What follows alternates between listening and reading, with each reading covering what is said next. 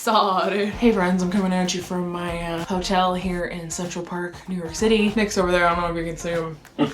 Just a quick reminder before today's video, I am still on tour. The Just Okay tour is in full swing and the second leg starts January 28th. Both of us would love it if you came. You can get tickets at x1entertainment.com/JamieFrench or click the link in my description box. And honestly, the feedback so far has been like way better than I even expected. Apparently we put on like a pretty good show. Like, it's no big deal. Hope to meet you and hope you enjoyed today's video. So, bye. I'm Jamie Frisch. I need all you dozens of viewers out there to just tell me how you like this, alright? Welcome to this show. well friends, it's that time of year, isn't it? Isn't it? It's the time of year when streaming platforms scrounge up the final remnants of their budget for the year and they create a sloppily thrown together romance when it's all pretty and snowy and twinkly lighty outside, and then they release it about 2 years later in November. Last year we did that weird bread movie called Something from Tiffany's, right? Was that last year? Actually, no, I remember editing it over there in that corner in my mind's eye, which means that would have been 2 years ago. Oh my god. Did we not do a winter one last year? I don't remember. I don't know, but anyway, the bread movie was cool and all, but this year I may just have one that is even worse than that one. Worse meaning better, but worse and significantly less bread. Ladies and gents, today we were talking about Lindsay Lohan's newest movie on Netflix, Our Little Secret.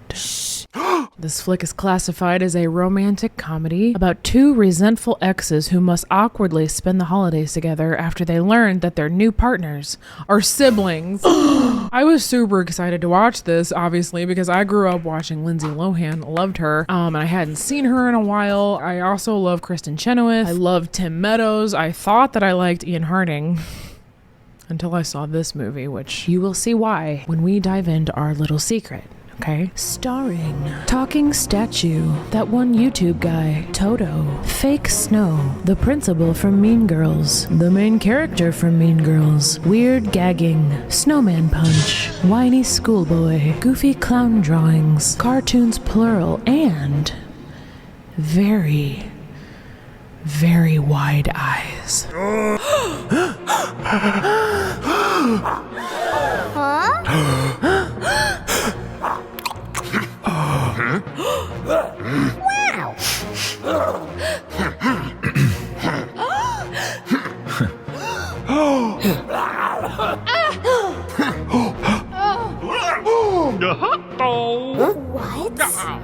What? So pour yourself a cup of hot cocoa, snuggle up in your little snowflake PJs, and let's talk about Our Little Secret. But first, a word from today's lovely sponsor, which is me. Today's video is sponsored by me.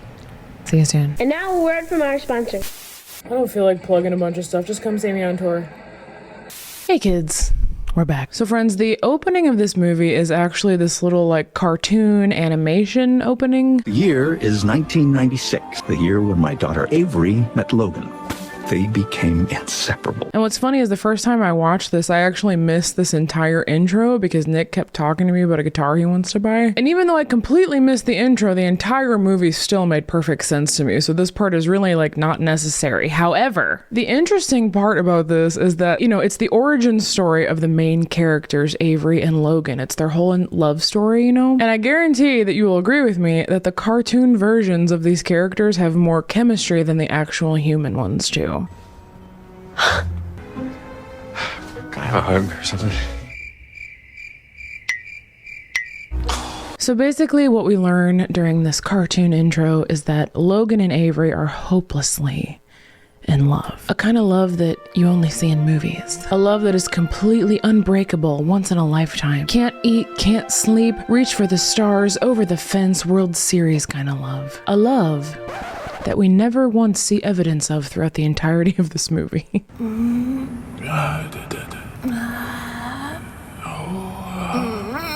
So anyway, the narrator, which is Avery's dad for some reason, gives us the backstory, says how in love they were, then tells us that Avery actually got her dream job in London and Logan does not want her to go to it. And Logan, I think he's doing everything he can to hold on to the love of his life. So cut to the normal human characters. We have Avery, played by the lovely Lindsay Lohan, and then we have Logan, played by Ezra Fitz.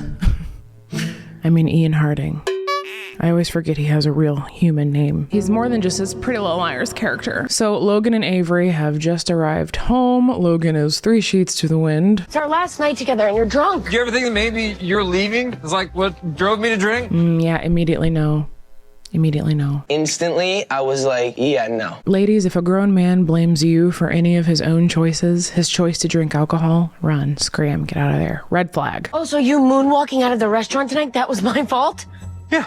So they walk inside, and it turns out that this is actually a surprise going away party for Avery, because again, she's taking a job in London. So peeps are mingling at the party. We meet some supporting characters. We get Logan's mom and his really weird grandma. Avery's dad is there. I think you and my daughter have what it takes to go all the way. Really? Oh yeah, guys, I just want to warn you about something.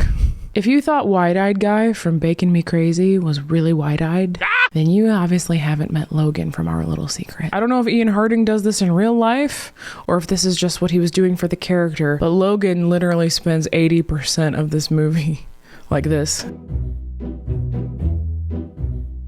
He gives a ton of like wide-eyed hugs.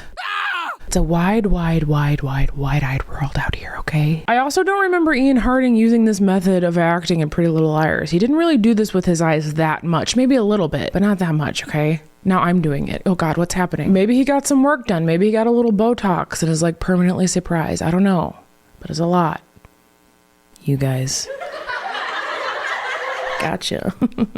You thought I was gonna say Robin, but I didn't. I refrained. So all of a sudden, drunk Logan decides that this is a great time to propose to Avery, and it goes super well. What are you doing? Logan, maybe you've misunderstood. No. Oh, this is horrible. Please get up. Okay, honey, sweetie, get up. This was kind of weird to me. Like, why was everybody in the family's reaction so negative if they had this just indescribable, insurmountable, amazing love?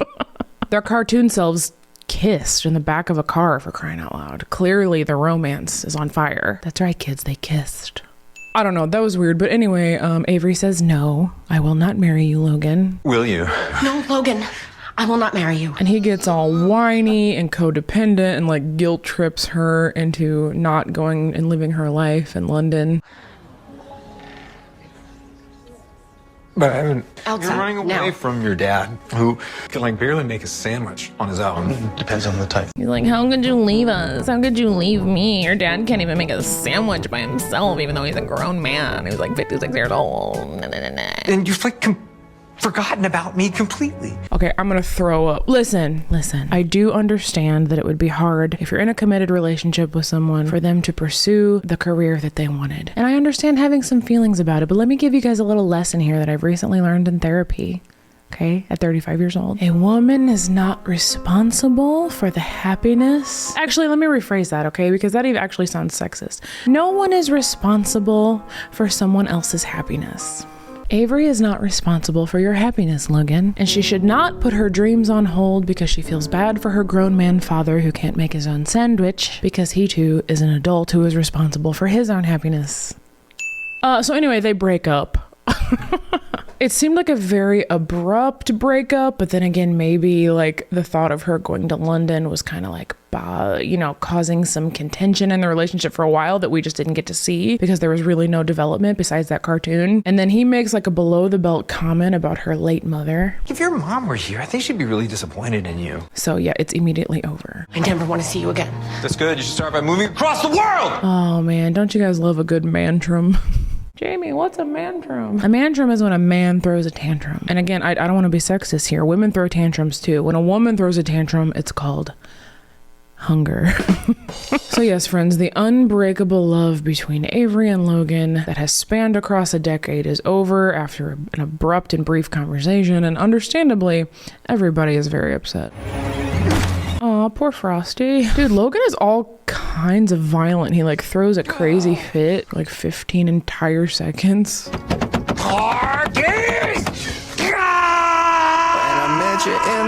Okay, you know what? I'm just gonna say it, okay? I really like Ian Harding. This has nothing to do with him as a person. But casting him in this movie was... it was a choice. It was a very choicey choice. So fast forward 10 years. So we go from 2014 to present day, which is 2024. When you guys are seeing this, I don't know. It's 2024 right now. It's December 8th, 2024. And Avery now works at a business. Do they ever actually say what she does for a living? Like, what was this dream job? I don't think they say it. I don't know what she does, honestly. Business. She does business. Logan is now like a construction / architect guy. Please feel free to correct me in the comments. I really don't know what either of them do for a living. I tried to figure it out using context clues during the scene when Avery is like on a work call, but all of her sentences are just like generic business speak. The business has to be registered today. Okay, so here's the thing. Avery is now dating this guy named Cam, who also works at a business. You're aware that I charge in 6-minute increments, right? And practices business ethics, probably. And Logan is also in a new relationship with a young woman named Cassie. You got it? Avery and Cam sitting in a tree. Logan and Cassie. Kissing. So Avery is going to meet Cam's parents for the first time that night. And by pure coincidence, Logan is also going to meet Cassie's parents for the first time that night. But beforehand, they each happen to make pit stops at their childhood homes to visit their parents. So Avery pops in on her dad, Logan pops in on his mom and his weird grandma. And I almost skipped over this scene because like I really try to make these videos as short as possible because they're always 45 minutes long. Hear me out. They're always 45 minutes long. And my goal is like 30 minutes because my audience only watches half of them. But anyway, I really wanted to skip over this scene. It doesn't really affect the plot at all, but my second time watching this, I paid much closer attention to the script during this part, and it is just so strange. Avery's dad has a weirdly long conversation with his new wife about like laundry. Mitchell, your suitcase is empty. Because everything that's going into it is in the wash right now. Colors, whites, darks, the whole shebang. You know you're gonna ruin them. This is riveting stuff, y'all. This is almost as exciting as the first time I ever played Farkle. We should do a cutaway for that. And Logan's mom's house is no exception. First, his grandma like tells him he's handsome, which to me is like a normal grandma thing to say. You're handsome. Thank you, Grandma. It's a little strange, but It really wasn't that strange. And then his grandma tells him she's bored, and so they turn on the TV and watch the screensaver. Have you seen this?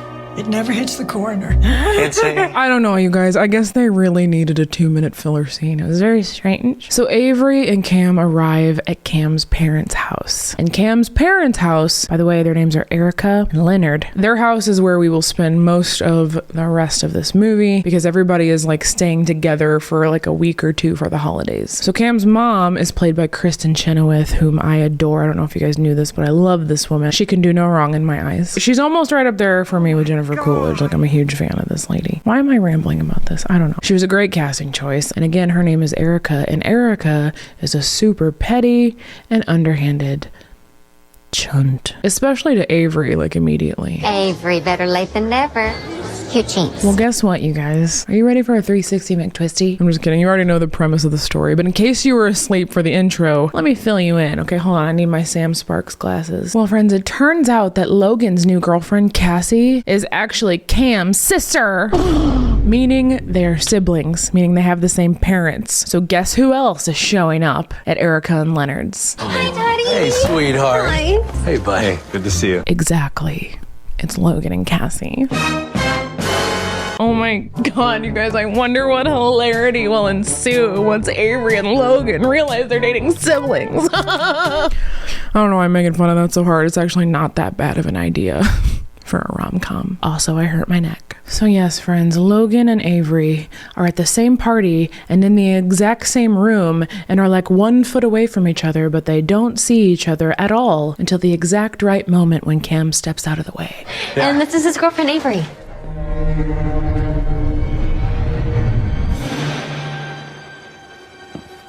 It's so great to meet you. Yeah, so they lie on the spot and they pretend that they don't know each other, which is so silly, right? I mean, what would be so wrong with telling the truth? Like, why not just fess up right there and be like, yeah, we were actually once madly in love for like 10 years and had a can't eat, can't sleep, reach for the stars, over the fence World Series kind of love. But like, that was 10 years ago.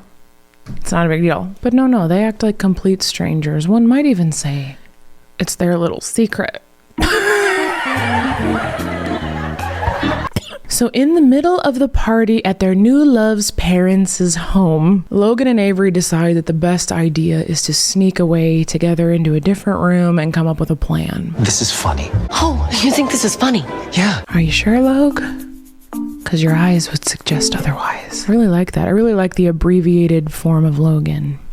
Logue. Spelled like log, but pronounced Logue. So Logan wants to come clean, and Avery's like, no, we can't come clean. They might picture us Having sex. Why did the grown adult have to spell that out when no children are present? Does that have something to do with the rating? Would you like have to rate it rated R or something if she actually said the word? Sex. They're like 38 years old. So then they sneak in the bathroom together, as ex-lovers do when enjoying a party in the home of their new loves and future in-laws. They immediately start with their fun little banter, you know, making a couple jabs at each other. Can you sign Cassie's report cards? Or do they have to go home to her parents? You're very funny. Personally, I feel like that was a callback to Ezra Fitz and Pretty Little Liars. Just me? Ooh. Well, friends, it is time for a wrench to be thrown into this mix. A beautiful, slender, picturesque, curly-headed wrench. And no, I'm not talking about myself, but that was so sweet of you to think that I was. This girl named Sophie shows up to the party. She is the daughter of this other couple, Stan and Margaret. Stan and Margaret are best friends with Erica and Leonard. You guys following here? And Erica, like I mentioned, you guys, is a chunt, okay? And she spends very much of this movie actively trying to get her son, who is dating Avery, to date this girl, Sophie. And she does it all in front of Avery, and it's super gross. More on that later, okay? So that night, Avery's first night in the house, she is exploring, she's looking around, checking out the weird paintings on the wall, and she notices something a little odd. Why doesn't she age? It's like a horror movie. But it's a painting. It's not like it's exactly accurate. Look at Cam in this one. I also love how they clearly used like the exact same image of Leonard for both paintings, but they just gave him gray hair. This is bizarre. Logan seems like a okay guy, huh? Mm-hmm. Sophie, too. You know, it's funny how you never mentioned her. I'm sorry, did she just pretend to put lotion on her hands and then rub her dry hands together? That's very movie of you, Avery. Very movie of you. How's that air? How's that air feel on your hands? What brand of air is it? Sometimes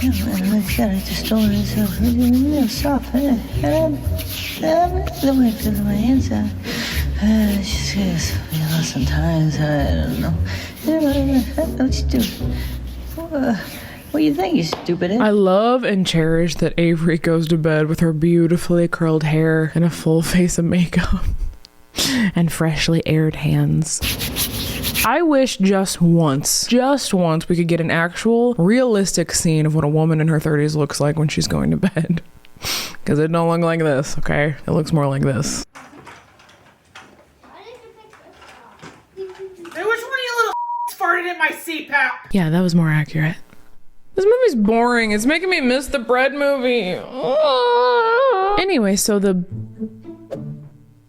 what is the family's last name? The blank family. None of the characters have last names. This family does not have a last name. You know what that means? It means we get to make a last name up. I get to choose because I have a microphone and you don't. Well, I have a microphone and you don't. And I choose the name McGillicuddy. Yeah. I choose McGillicuddy because I once cut a guy's hair who had that last name, and I had to stifle back my laughter the whole time I was cutting his hair because that last name is hilarious. So the McGillicuddys have to get another one of their weird family portrait painting things. So what do you know? That only leaves Avery and Logan to go pick out a pine tree to bring into the living room. Why is there a pine tree in our living room? So they're getting ready to go, and Logan doesn't know what a coat is. What is this robe that you're wearing? That reminds me of this one time I was staying with my sister, and my brother-in-law went to the store, and I asked him to get me some iced tea, and he came back and said, I didn't know what iced tea was. Anyway, Logan wants Avery, this is very important, okay? Logan wants Avery to wear Cam and Cassie's brother Callum's coat. You following me? Cam and Cassie's brother, Callum's coat. I forgot to introduce you to Callum. Excited. He wants to wear Cam and Cassie's brother, Callum's coat because he thinks she'll be too cold. Say that 10 times fast. You look cold. Can you wear this, please? It's a cool coat too, dude. It's like a big trash bag, you know, one of those trash bag coats. So they go like get a tree, which they don't actually show happening. And then Avery and Logan talk about nothing. Or no, wait, yes, they do talk about something. In fact, we almost got to hear what Avery does for a living. How do you know what I do? Your dad gave my mom one of your business cards once. It was on the fridge for a very long time. But what did the card say? And then in true female protagonist fashion, on the way home from the tree farm, Avery spills coffee all over herself. Holy Logan! What gives? Holy Logan, what gives might be the most wholesome thing to yell after getting boiling lava hot coffee spilled all over you. What gives? So in her search for napkins, Avery reaches into Callum's cool coat. She reaches into the pocket and she finds food. I'm sorry. She finds food! Oh my god. Food! That was a lot. Avery tricked you again. Pow pow. Well, guess what, guys? This food is not any just run-of-the-mill food. It's actually weed. Those gummies? Yeah, it's actually, they're like, it's weed, and Avery eats copious amounts of the weeds, plural. They don't show the package. I don't know if it was gummies or what, or like jerky. Is that a thing? Is weed jerky a thing? Weed jerky? Worky? It is now. It is now. If somebody takes that idea of worky and makes $1 million, you owe me $9. Anyway, they head inside and the McGillicuddy family reveals their painting to Avery and Logan, and that's when the worky kicks in and Avery just cannot control her laughter. Good. This is nice. Great job. Logan's over there just wide-eyed as ever, like, gotta keep it together. Are you guys ready for church? No! Yes! That was your fault. What? How? So they have to head to like this church service, but not before everybody weirdly mentions their coat in some way, shape, or form. Just get my jacket. Sounds like being wrapped in kittens. Wrong coat. What is the deal with coats and laundry in this movie? My coat? Can you wear this, please? I haven't heard this much about coats since I watched a Dane Cook comedy special in like 2007. Someone on the coats. Someone has on the coats. Anyway, Logan goes to put Callum's cool coat back and he discovers the worky. Oh my gosh, it is jerky. I don't know why I thought I came up with that. Maybe because like subconsciously I saw that when I watched it before. I don't know. But no, because Avery, when she was eating them in the car earlier, she said these. Feel good about these. You don't say these when referring to jerky, okay? You say this. This jerky is so good, not these jerkies are so good. Jerky doesn't even have a plural form. It just is plural. So they get to church and Avery is just stoned. I know. His nails are so weird. And Logan is freaking out because he had like signed her up for a Bible reading to help her score some points with the McGillicuddy family. So he runs in the back to find the priest, but this child of the corn will not let him talk to the priest. So he's like, all right, look, can you please tell the priest that my friend Avery was supposed to give a speech today, but she really can't because she's really sick. And the kid's all like, no problem. I got you. Thank you. Just don't forget. I would throw a joke in here right now, but I risk it being too cornea. Well, guys, as you probably predicted, little Timmy didn't get the message to the priest, okay? Before I begin my sermon today, I would like to welcome a very special guest of the Morgan family. Wait a minute, I feel like I know this actor. He has a YouTube channel, right? Kurt Yu, yes, he's got a freaking YouTube channel. Yeah, he like teaches people how to act and what to do on auditions and stuff for films. I love this guy. Although I'm very upset with him right now because he just revealed to us that these people actually do have a last name. It's the Morgan family.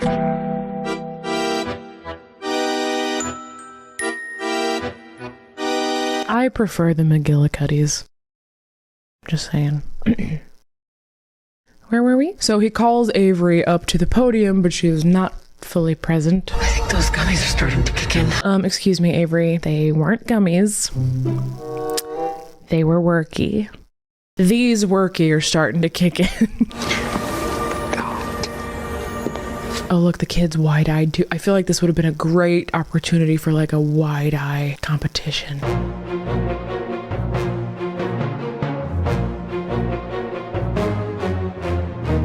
wide off, if you will. So anyway, Avery, you know, she cannot get out of this situation at this point, okay? So she starts walking up to the podium. She suddenly has this internal dialogue for the first and last time in this movie, which was a strange choice, you know? This would be great if I were anywhere but here, on an island, eating a slice of pizza. But perhaps not as strange as her hallucination of this talking statue of Mary. Avery, you should say something for all to hear. I'm sorry. I don't like to nitpick here, but that is absolutely not what that statue's mouth was saying. She was clearly saying, You ought to text your mom. Hulk Hogan, his daughter's injured. So of course she does absolutely terribly, forgets how to read, and instead just decides to recite the lyrics to celebrate good times. So bring your good times and your laughter too. We're gonna celebrate this party with you. And just when you think it's all over for Avery, a lovely lady from the choir throws her a lifeline. Celebrate good times, come on! Which causes like a chain reaction and an awkward slow clap. And before we know it, the entire congregation is singing Kool and the Gang. It's a celebration.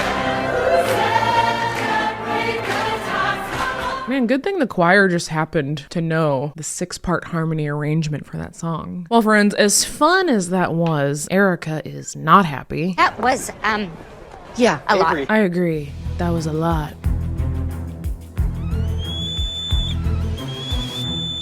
Avery, got you again. But anyway, the priest, Kurt Yu, loved it, and therefore, all is well. For now. However, trust me, poop will hit the fan, okay? And we will watch that all unravel when we come back from a short break. See you there.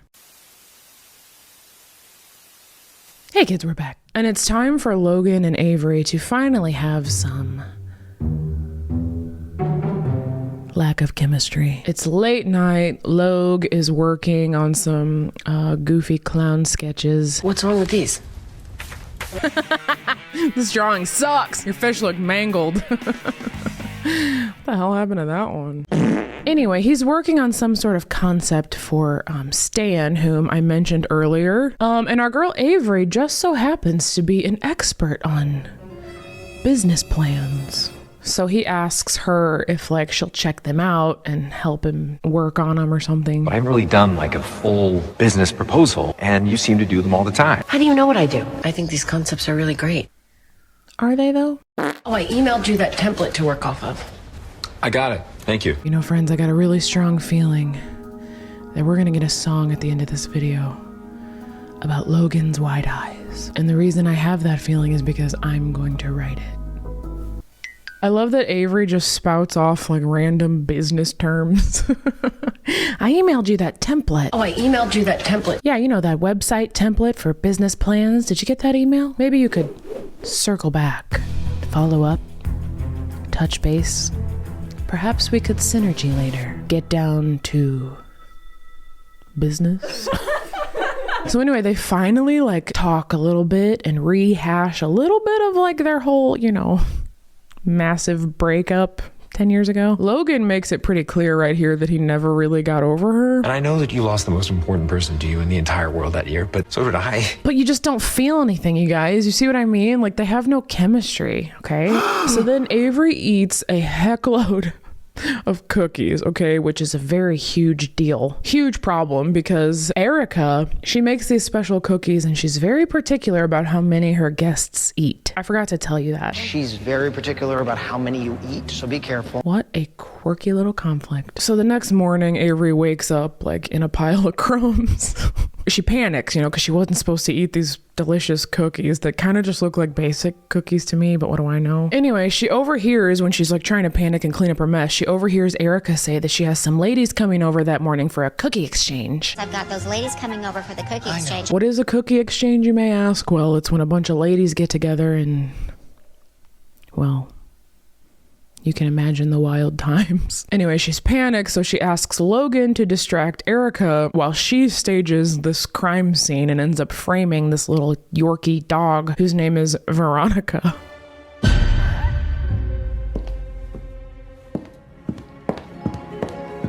which just as a side note is probably the worst dog name known to man. She frames the dog, makes it look like the dog ate a bunch of chocolate cookies, but here's the thing, you guys, Yorkies are like 2 pounds, and that much chocolate would probably, in real life, I don't know, kill a dog of that size. So Erica is freaking out, and they have to take little Veronica to the vet. And I'm so thankful, even though this is ridiculous, I'm so thankful for this little snafu because it leads to probably the weirdest Lindsay Lohan scene in her entire filmography. That's coming from somebody who has watched I Know Who Killed Me.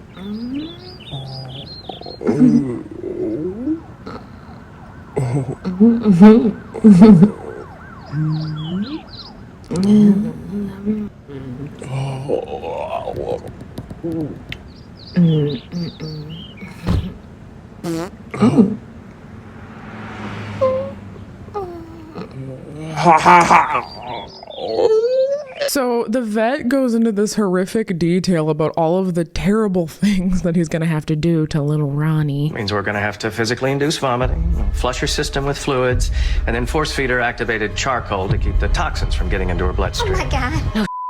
And Avery's like, all right, you know what, Erica? I got this. You stay outside. I'll take it from here. So then she proceeds to tell the vet the truth. She's like, hey man, listen, it was me who ate the cookies. This dog didn't eat anything. Can you please pretend to treat this dog so that I can save face with my mother-in-law? And the vet, of course, is like, definitely not, because that's unethical. But then she is able to immediately convince him anyway. Doc, please, no. Are you married? Yes. How are your in-laws? So, guys, to convince Erica, who is out in the waiting room, that her dog is being treated, what's her name? Avery proceeds to make dog sound effects with her own mouth.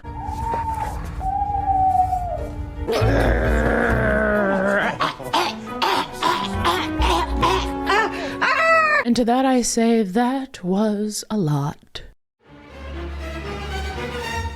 Robin. That was a lot, Robin.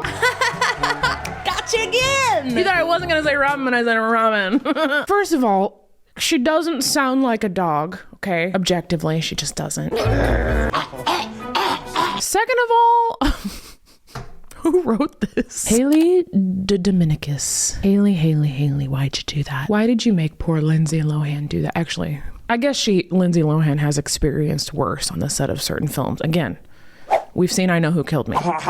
So one night, the two couples all go out for a drinky poos, but Avery gets a call from her real estate agent who is selling her childhood home, okay? As a recap, her mom died like 10 years prior or so, right before she went on that trip to London, and now her dad and his new wife want to sell that house, and she's like super sad about it, blah, blah, blah, blah, it's boring. So this real estate agent who is selling her childhood home calls her, and she's like, hey, I have some showings, and I forgot my key. Is that a common thing that happens amongst real estate agents? Your guess is as good as mine, I don't know. But she has to leave the little outing. But of course, everybody's been drinking, so that only leaves Logan to drive her an hour back to her hometown. What are the odds? I mean, I would drive you, but I've been drinking. I'll take you. Seeming a little bit too eager there, Logue.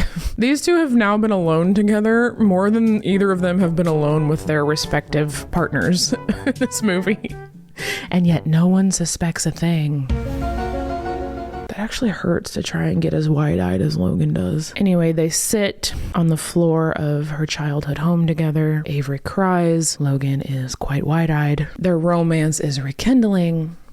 You get it. All right, kids, are you ready for it all to hit the fan? Yes. Are you ready for the big, quirky rom-com mishap resolution climax? Mishap resolution climax? Well, one night they have a big family dinner, okay? Stan and Margaret are invited. They bring Sophie, of course. And Stan and Logan start talking about their, like, business proposal to develop whatever this, like, construction project is that Stan wants to develop. I forget what it's called. It's, like, called a lifestyle complex or something. Lifestyle complex? It's like an old folks home for people who aren't that old.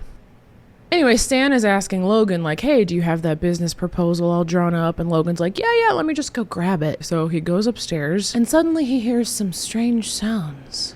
Sounds coming from the closet. Sounds that make him very wide-eyed. So he goes to open the closet, and OMG! It's Stan and Margaret, and they're necking. They're Kissing. We spell things in this movie. Let me get the right pitch. Why does everyone this movie just sneaky stuff when the significant others are in the literal same house. I actually hurt my jaw just now. So Logan's like, Leonard, dude, why would you have an affair? You're old. You are old. And they tell Logan, like, look, yeah, okay, so we're having an affair, but look, we have a plan. We're gonna tell everybody, just like, please don't say anything. Don't ruin the family gathering. And he's pretty much like, okay, fine, I won't. Okay. So then they go downstairs for another conflict, dude. OMG! Guess who else just showed up to the dinner party? Oh, thank you. Thank you so much. Glad to be here. Yeah. It's Logan's mom and really weird grandma. But like, I can't remember why they're there. Why they're there. Why are they there? Grandma, Mom, what are you doing here? I invited them. Okay, Cassie invited Logan's mom and weird grandma because he told her that he was like sad about being away from his mom on Christmas, even though he's like 46 years old. I'm kidding.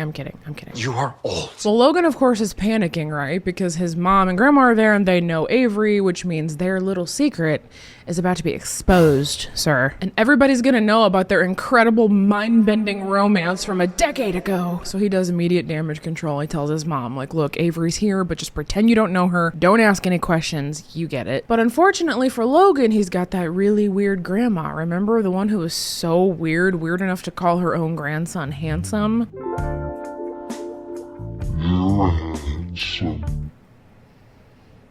What a freak. Yeah? Anyway, she immediately blows their cover, like I said. Avery, what the hell are you doing here? How do you know her? And I love how they immediately try to play it off like, oh no, grandma's just... she's just a little bit stupid. She has dementia. Yeah, way to throw your grandma right under the Honey Bunches of Oats truck. Anywho, like I said, it doesn't even work, okay? Nobody believes she has dementia because she remembers Avery and Logan's romance in very graphic detail. Ooh, but I do remember catching these two going at it like jackrabbits in the back of your mother's car. Wow, Grandma. That was a lot.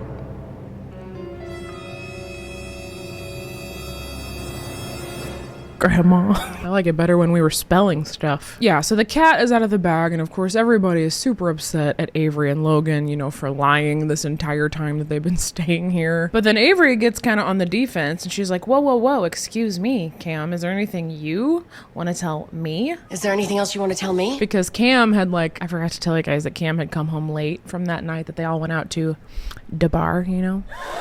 And Logan knew about it, and he tried to tell Avery about it, and she was like, I'm not yours to worry about anymore. And he was like, no, you're right. No, you're right. It's totally fine. No, it's all right. I'll see you back in the house. Aha! So everybody's guilty of something at this point is what I'm trying to say, okay? I don't know why I have this, but it is fun.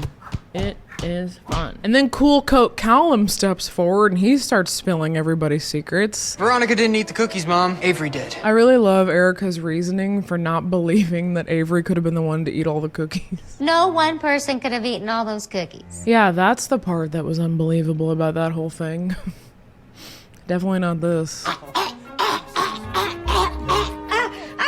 Well, then Margaret and Leonard's affair ends up coming out, but it turns out Erica already knew?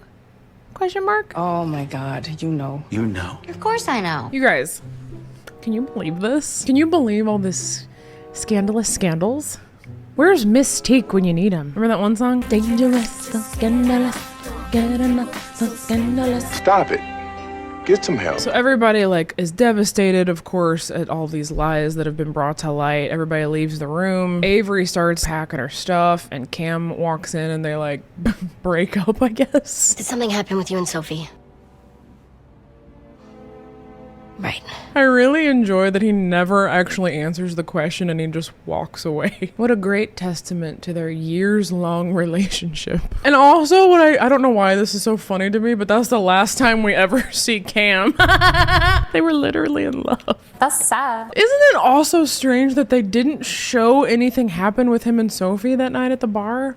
Maybe they have showed that? I don't know, but Avery, like I said, she packs her bag, she goes to leave, Logan walks her out, and he's like, hey, can I call you? And she's like, no. And then Logan walks over to Cassie, and he's like, we should talk, which obviously, tells the viewer that he breaks up with her. I think we should talk. So basically, literally everyone broke up. Literally everyone. Cam and Avery broke up. Erica and Leonard broke up. Stan and Margaret broke up. And Cassie and Logan broke up. Literally everyone. What a weird love story. So flash forward a bit, okay? Like, I thought that a few months had passed just by the way the editing of the film and stuff was, but it's not a few months because then New Year's happens after that. So it's like 2 days later. 2 days later. Avery decides that she still wants to help Logan with his construction proposal thing after all, the thing that he was working on for Stan. So she pulls up the email he sent her to get his plans. Wait, but I want to read some of these emails. First of all, it's from email.com, which is just... Yes, that's almost as good as Gogol. Remember Gogol from Popstar? Ooh, here's a really good business one at the very bottom. So when a subroutine compounds the interst, it uses all these extra decimal places. That is, ooh, that's very, very businessy. Here's what I've come up with, not knowing any context as to what is happening at the moment. I would love to get an email like that. Here's what I know based on the zero information that I have. Very business. Oh, here's one from Mark. The subject is need a plumber. I need a recommendation. Do you know any plumbers you trust? Why is that so funny? If only it had been a janitor. If you know, you know. You only know that joke if you came to my show and then just okay to her. Here's a group email from Sarah, me, Chad, and 11 other people. Hey everybody, please help Pickles. The sweetest dog needs a new home. She's a 3-year-old. I'm assuming the rest of the email says she's a Jack Russell Terrier. Pickles. I'm crying. I'm literally crying. Pickles is almost as good of a dog name as Veronica. Veronica and Pickles. Anyway, so I guess she uses her expert business skills to go over Logan's plans. She ends up dropping him off at Erica's and asking her to give them to Stan. But why didn't Logan just give them to Stan himself? I'm very confused about that. I can't think of any reason why Logan didn't go just do that himself. He was about to hand the plans to Stan at the party. So why didn't he just do it later? I guess he was just too busy, you know, having all these wide-eyed dreams about Avery on the job. Shoot.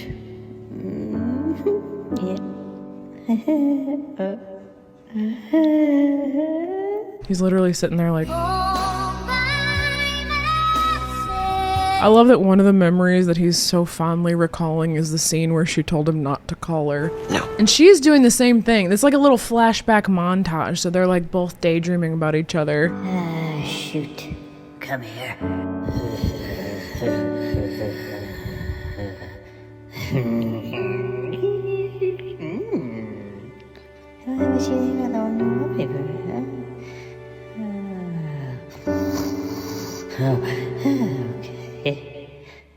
She's reminiscing. She's like, I'll never forget that crazy-eyed hug he gave me when he was being drunk and needy, or that time he laid his head upon mine whilst wide-eyed. That's my Lindsay Lohan. It's really good. It's really good. By the way, what a great song choice. You keep reaching out and I keep coming back. Stop it. So then, in a very boring turn of events, Stan ends up asking Logan and his boss out for dinner and informs them that he is super into Logan's plans. I want to talk about these. What are these? For a lifestyle community. Yes, I like that. But wasn't that Stan's entire idea from the get-go? Stan's company is looking to build a big lifestyle complex out of Marietta. Why is he acting like Logan created the idea? Maybe I'm missing something. Anyway, he loves Logan's designs, like I said. I want to put together something that this city can be proud of. Oh, what? You mean like that mangled koi fish? So Stan officially hires Logan, and maybe I just don't understand anything about commercial and industrial real estate development, but I don't get why Logan's boss was there.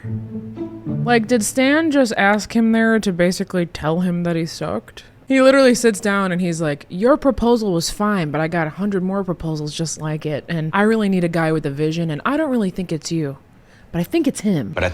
So why did you invite Logan's boss? How's Logan even gonna build this? He doesn't have his own business. He don't have his own construction company. Somebody help me, understand? Help me, I'm poor. Help me, I'm poor. Oh, by the way, Erica said to let Avery know about this too, so that she'll stop coming by the house. Oh, look at that, Logue. Avery got you a job that you, as a grown man, were too lazy to go after yourself.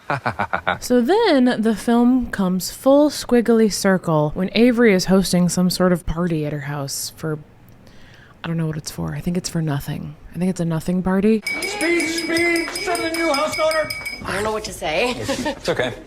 I do. That reminded me of that clip from Justin to Kelly at the very end where Alexa comes in and she's like, I did. Do you remember that? So anyway, Logan gives a speech again, just like the beginning of the movie, but this time he does not propose. He's learned. He knows better. I love you. I love you too. So let me get this straight, okay? The two of you did not lay eyes on each other literally for 10 years. You spent 3 days in the same home together with zero chemistry. You were both in committed relationships with other people exactly 1 week ago. And now you're back together? Okay. Are you done? I can be. And to that I say, holy Logan, what gives? Fast forward 1 year, you guys, and Stan is now with Erica. So I guess he and Leonard just did like an even trade, even wife swap, you know? And they bring Logan and Avery some cookies. Avery, share 'em. That was kind of cute. That was actually my favorite part. I'm not gonna lie. Apart from this one, of course.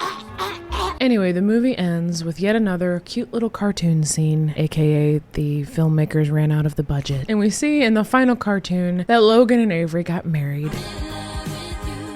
Did she just let a fart out of her wedding dress? Because I feel like that's what she did.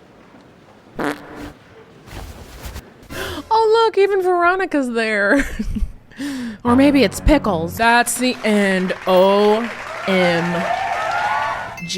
What a wild ride. Let's look up some reviews, okay? Let's check out some 1-star reviews, our favorite part of these videos. This review was left by an IMDb user named 007 Waffles. Sick username, dude. It is entitled, "The Secret is Out. This movie is terrible." 1 out of 10. Where to start? This story is garbage. I feel like the writers didn't make the effort to write a good story. Lindsay Lohan is really bad in this, and every other actor is worse. The guy that plays her love interest must be the director's nephew who needed a job. This movie is so bad I fell asleep. Had to stop watching it 50 minutes into the movie because it was torture. The audio sounded like the original audio was messed up, so they re-recorded everyone's dialogue in a sound booth and used that in the movie. The audio is flat, making a bad movie worse. I wouldn't recommend this movie. I actually didn't notice that. I didn't actually feel that way, I don't think, besides maybe a couple parts, so I guess my ear is like, you know, it's not what it used to be. Ooh, this one looks super good, but it's so long. I'm not gonna read you this whole one, but there is a segment in this review I really like. It's called "You Will Spend the Running Time Hoping a Meteor Crushes Everyone." That part is true. The funny falls flat every single time. Most of it is painful. The kind of humor your mom's friend who posts 500 minion memes on Facebook daily would like. And absolutely nobody else. To be fair, that might be the target audience, so who knows? This might be their Monty Python and the Holy Grail. Anyone born after invention of zip codes will be fully disengaged now that we have no story and no comedy.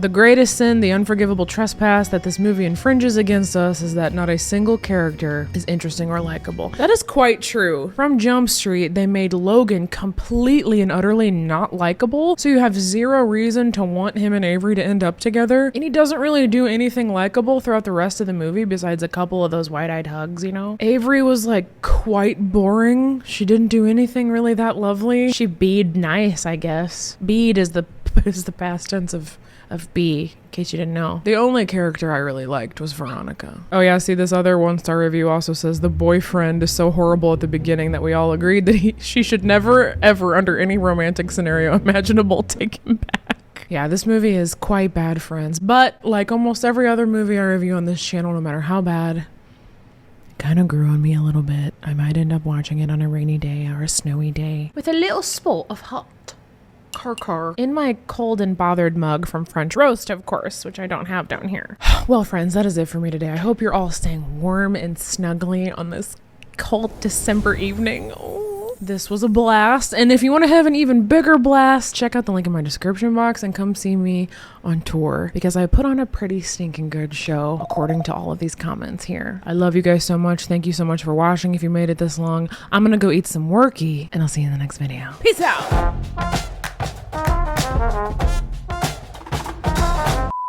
Hey, you guys want to see something funny?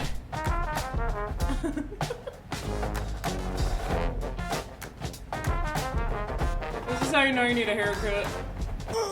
You're welcome for that. I love how the filmmakers immediately started trying to get us to dislike Logan and Avery's new loves, Cam and Cassie. Like, they showed this weird little clip of Cam talking about how he's super into Bitcoin. I'm making a lot of money. I'm raking in Bitcoin like you wouldn't believe. And frankly, this time next year, I think I'm gonna have both. Unless, of course, it was the Bitcoin known as Hawk, in which case you won't have a pot to spin in.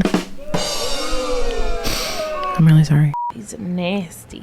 Ooh, nasty. Did you bring me eggnog? You forgot? I didn't forget, I just didn't go to the store because your mic was up and I just started driving home and I forgot. Fine. So they get back to the house after the vet and Logan's eyes are just going hard as ever, dude. And he goes up into Avery's room while she's changing to scold her. You're gonna get us into trouble. Yeah, I can really tell that you're worried about getting into trouble, Logan. I can tell by the way you keep sneaking into secret rooms with your ex-girlfriend while at your current girlfriend's parents' house. Just get out before someone sees you. Who's gonna see me? Hi. Uh-oh, it's Callum. Cool coat Callum. You want that same you had? Like that bally stuff? The mustard seeds? No, just like normal Grey Poupon or something. Grey Poupon? Okay. And then, did you still want me to grab those nipple clamps for you? I know you were asking about. You're so stupid.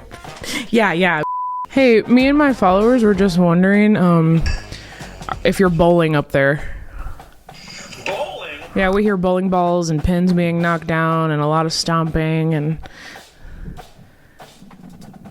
With your shoes. With shoes? Yeah, I'm filming. Could you maybe take those off? Those shoes? Those shoes, sometimes, I do what I can, Thank you. Robert De Niro. I'm sorry, I just got the best email of my life. Let me tell you something, okay, that I've learned this year. I absolutely love and adore men from in the 50 to 70 age group. I think you guys are my people. You're all my people, for real, but I didn't know that this subset of the population had the exact same sense of humor as me. I only like to pop one side, which is this side. So satisfying. By the way, you guys, I just want to let you know I have so many boogers right now. So many boogers. And this is bothering me. It's really late at night. I want to be done. Kai be done. Remember when you used to say that at the dinner table as a kid? Kai be done. That's how I'm feeling right now. I hurt my forehead. Owie. Well, guess what, guys, okay? I'm literally by myself in a basement at 9:30 at night laughing at nothing. I only ate all those cookies because of your gummies. See, right there, you guys. She called the worky gummies. She called the worky gummies. He called the poo. What is this discrepancy? I really want to know. Did the writer originally write that they were weed gummies, but then Netflix had a rule that gummies weren't allowed and that it had to be jerky? It had to be weed jerky, aka worky? I don't like this discrepancy, Janet. Oh yeah, by the way, Avery gets to buy her childhood home from her dad. I forgot to tell you that. It's not important. He's one of the good ones. He may be insufferable and whiny and codependent and into underage girls and crazy wide-eyed, but he's one of the good ones.